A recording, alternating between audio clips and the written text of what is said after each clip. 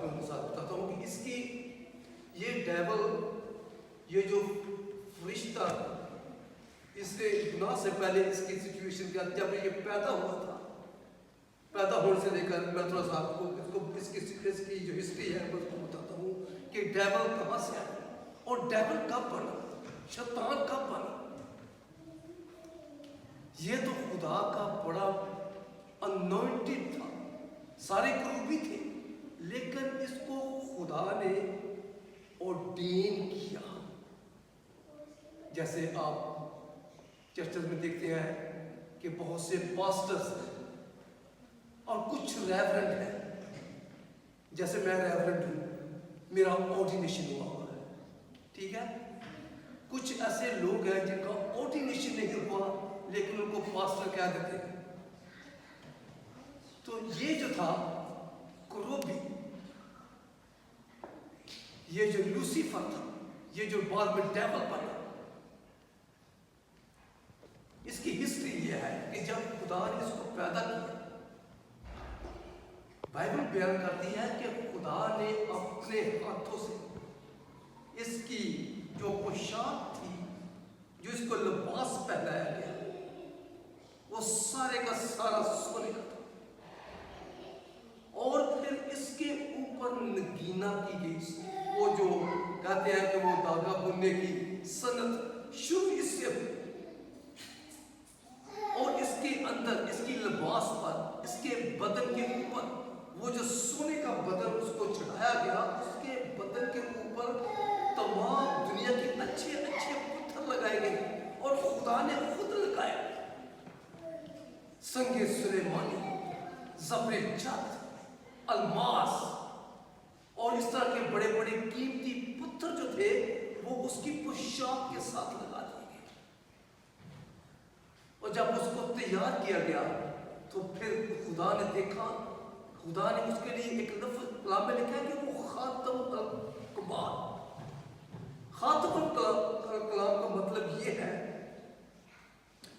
کہ وہ اتنا خوبصورت بنایا گیا، جس کی خوبصورتی کا اگر فل اسٹاپ لگا دیا جاتا ہے کہ اس سے کوئی اور خوبصورت ہے ہی نہیں،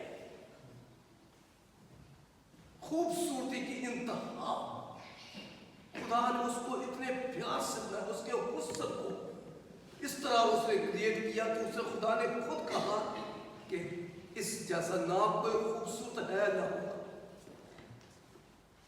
پھر اس فرشتے کو ممسوح کروبی کہا۔ ممسوح کروبی، جیسے میں نے بتایا کہ وہ خدا نے اس پر اپنا ہاتھ رکھ کے انوائنٹ کیا۔ جب ممسوح کی بات کرتے ہیں کہ اس کا مطلب ہے انوائنٹ کی بات، مسح۔ جب کسی کو مسح کرتے ہیں تو اس کا مطلب یہ ہے کہ اس کے اوپر اپنا ہاتھ رکھا جاتا ہے، پھر اس کو مسح کیا جاتا ہے، اور خدا نے اپنا ہاتھ اس فرشتے کے اوپر رکھ کر اس کو انوائنٹ کیا،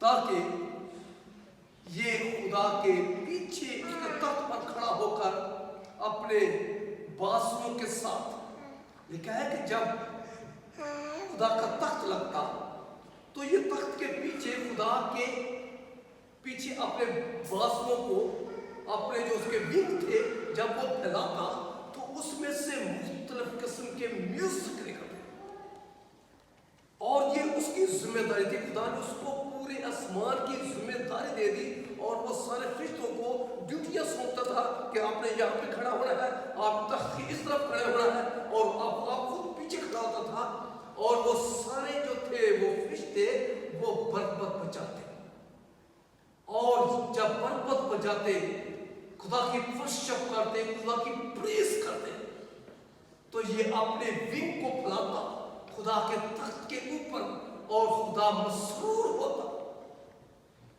جب خدا مسرور ہوتا، ان کی ورشپ ہوتی، تو لکھا ہے کہ خدا کے تخت سے بجلیاں اور گرجے پیدا ہونا شروع ہو جاتی۔ لیکن جب اس فرشتے کے اندر گھمنڈ آیا، گھمنڈ کب آیا؟ جب خدا نے آسمان اور زمین جب خدا نے شروع کیا پیدائش کے پہلے چیپٹر میں کہ خدا نے سب سے پہلے کیا کیا؟ روشنی کو بنایا. پہلے دن خدا نے روشنی بنائی. اس کے بعد کیا کیا؟ پانیوں میں پانیوں سے جدا کر دیا. جو اوپر والا پانی تھا اس کو آسمان کہہ دیا, نیچے والے آسمان کو زمین خشکی کہہ دیا. اور اس سے پہلے خدا نے آسمان جب بنایا تو آسمان پر خدا نے تخت بنایا. آسمان پر جا کر خدا نے فرشتگان کو بنایا. جا کر وہاں پہ خدا نے کروبی بنائے. لکھا ہے کہ خدا کروبیوں کے ونگوں کے اوپر اپنے تخت پر بیٹھ کر ہوا میں آسمانی بادلوں پہ سیر کرتا تھا, پھرتا تھا.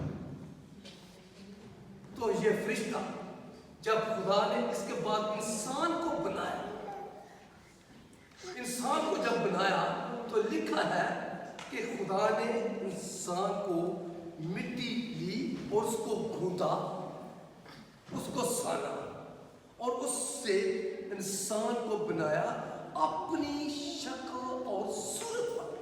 نہ کہ اس فرشتے کی مانند, نہ کسی کروپی کی مانند. خدا نے انسان کو اپنی مانند بنایا, مٹی لی اور اس کو گھودا, اس کو ایک پتلا تیار کیا, اس کے اوپر ہڈیاں چڑھا دی, ہڈیوں کے اوپر نسیں چڑھا دی اور اس کے اوپر گوشت کا چمڑا پہنا دیا. اور جب پہنا دیا تو جب اس نے پہلی آنکھ انسان نے کھولی تو اس نے خدا کے پاس نظر کی اور خدا نے اس کو پھر ذمہ داری دی. خدا نے اس کے پاس, لوسیفر کے پاس اختیار پورے آسمان کا تھا, پورے آسمان کا اختیار اس کے پاس تھا.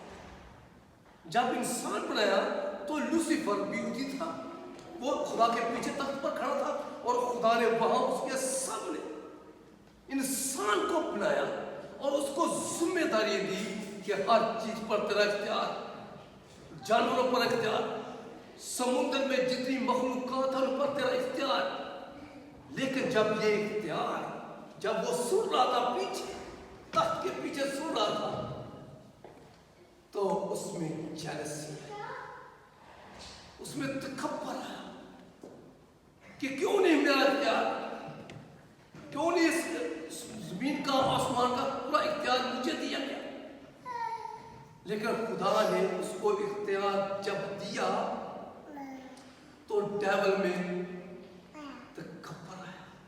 اس نے کہا کہ میں آسمان پر, سارے فرشتے تو میرے ہیں.